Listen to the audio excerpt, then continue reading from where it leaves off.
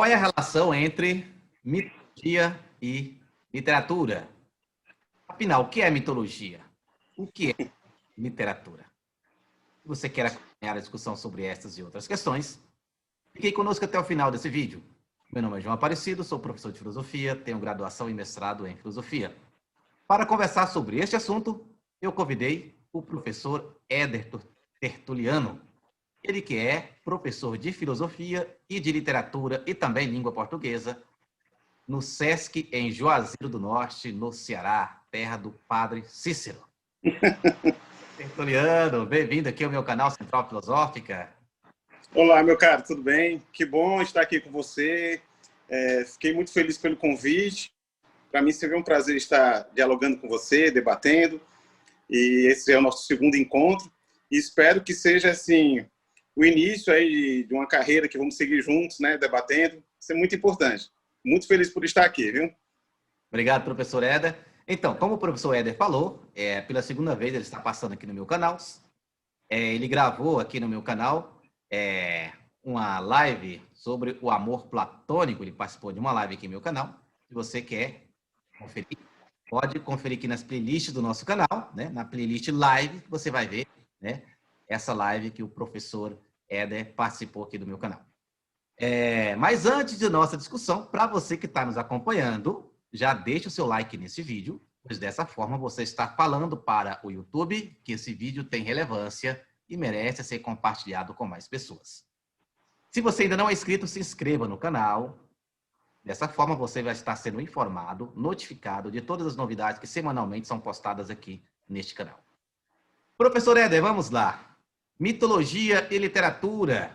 Como é que elas se relacionam? São coisas diferentes? É a mesma coisa? O que é literatura? O que é mitologia? Como elas se comunicam? Veja bem, não é a mesma coisa, né? São coisas diferentes, mas que se relacionam. Podemos dizer que a literatura ela é escrita em forma de arte.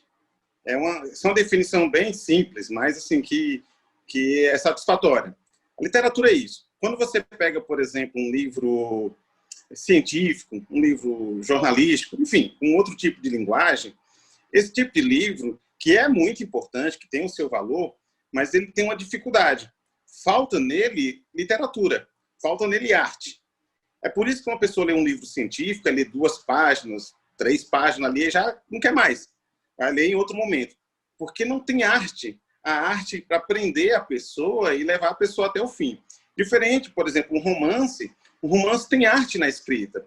Tem aquele gancho do capítulo seguinte. Semelhante ao que você vê numa novela, né, ali, uma série, que tem aquele gancho para o capítulo seguinte, que você termina e fica ansioso. Isso é porque é contado de forma artística. É isso que a literatura tem, ela tem arte. Então, a literatura é isso, é a escrita em forma de arte. E ela tende, então, a prender o leitor. Você lê um romance e você vai ali várias páginas, termina um capítulo, você fica ansioso para o próximo capítulo por conta da arte. Diferente do que acontece na escrita científica, ou a escrita jornalística, ou um outro modelo de escrita, que é mais informativa do que propriamente assim com essa ideia de prender o leitor e entretê-lo e, ao mesmo tempo, levar à discussão. Já no caso da mitologia, que você fez a pergunta aí junto, né, quanto à literatura, o que é a mitologia? A mitologia nós podemos ver como um mito. Um mito é uma história que geralmente ela vai envolver deuses, vai envolver heróis, vai envolver criaturas. E essas histórias, elas são chamadas de mitos porque não tem como se comprovar a veracidade, se de fato existiu ou se existem tais coisas. Só que tem um detalhe interessante que é importante salientar, que aquilo que nós chamamos de mito, na verdade, um dia não era visto como mito. Era uma crença religiosa, era a religião. Então, as pessoas, de fato, acreditavam nos deuses, né? Que deuses mitológicos, que eles acreditavam, existiam os templos, né? Para se adorar aqueles deuses, as divindades e tal. Então, tudo aquilo era religião. Só que, com o surgimento do cristianismo, e primeiro que já começa com a própria filosofia, o ato do pensar, né? Ele vai caminhando lado a lado com a mitologia, eles vão ainda continuar acreditando nos deuses e o ato do pensar, só que a mitologia, ela buscava trazer uma explicação divina para todas as coisas, para a origem de tudo. E aí vem o ato do pensar, que vai trazer uma explicação mais natural. Antes se acreditava que chovia porque um deus tal mandava. Ou nascia uma planta porque um deus tal cuidava daquela parte. Mas aí as pessoas agora começam a filosofar e a pensar e trazer uma explicação natural para tudo. Só que com o advento do cristianismo, aí sim vem essa nova categoria de mito. Porque o cristianismo ele vem pregando a existência de um único Deus. Não existe mais deuses. E os deuses são obras das mãos dos homens, segundo o cristianismo. Então o cristianismo prega a existência de um único Deus, que é Jesus, e o que tiver depois disso é invencionice humana. Então, dentro daquela cultura que Jesus surge, que é uma cultura judaica, mas dominada pelo Império Romano. O Império Romano ele é um império culturalmente grego. Eles acreditavam em vários deuses, enfim, várias entidades. Mas quando o cristianismo ele se propaga, aí coloca por terra esses outros deuses e eles são elevados à categoria de mito. Ou seja, são histórias que não se pode comprovar a existência, não existe deuses, não existe nada daquilo. Então, por isso que para nós é um mito.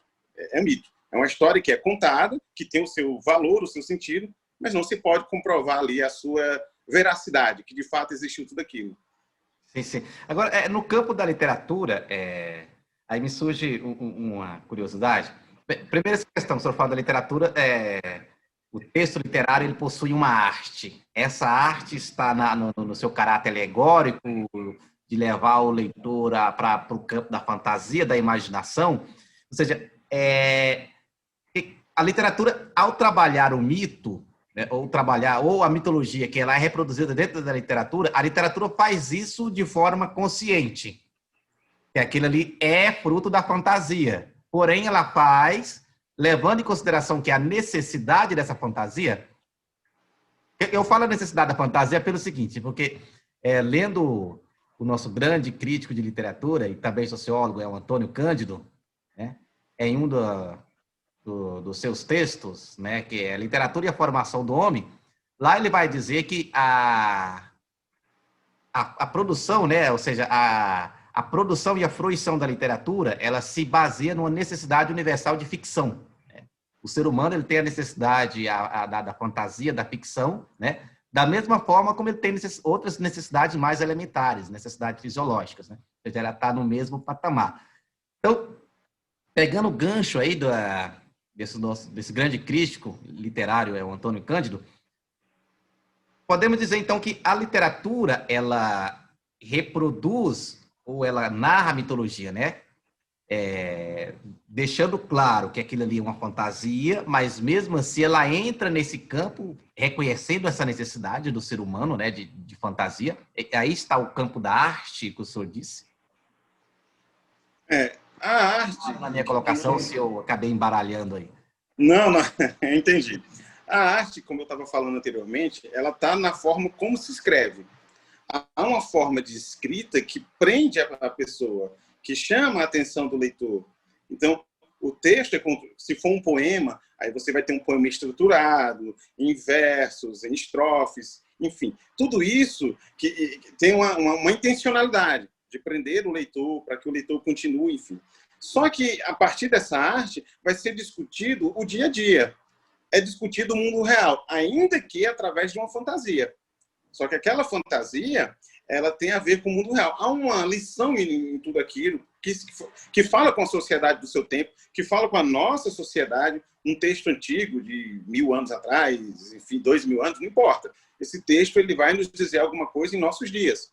Então, essa necessidade que nós temos da ficção, eu creio muito, isso é muito particular aqui meu, é por conta que a natureza humana, ela busca respostas na racionalidade, sim, mas só a racionalidade ela não é suficiente. Então, a gente vai se apegar a uma outra esfera, a explicações divinas, explicações sobrenaturais, explicações metafísicas. Nós vamos procurar alguma coisa por esse caminho, porque só a racionalidade não dá. Por isso, o valor da fantasia, o valor da ficção.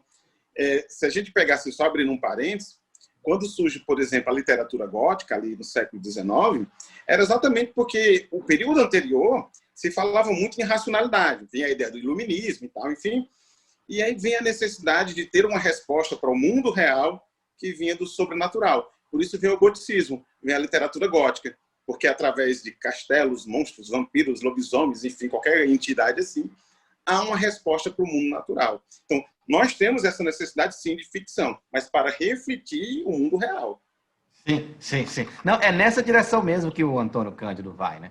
Ele até mostra que aquilo que aparece na ficção é exatamente o que está no nosso mundo real, ou às vezes até uma projeção do que nós queríamos que ocorresse, né, no mundo real. Aí a gente projeta no mundo da ficção, né? É verdade.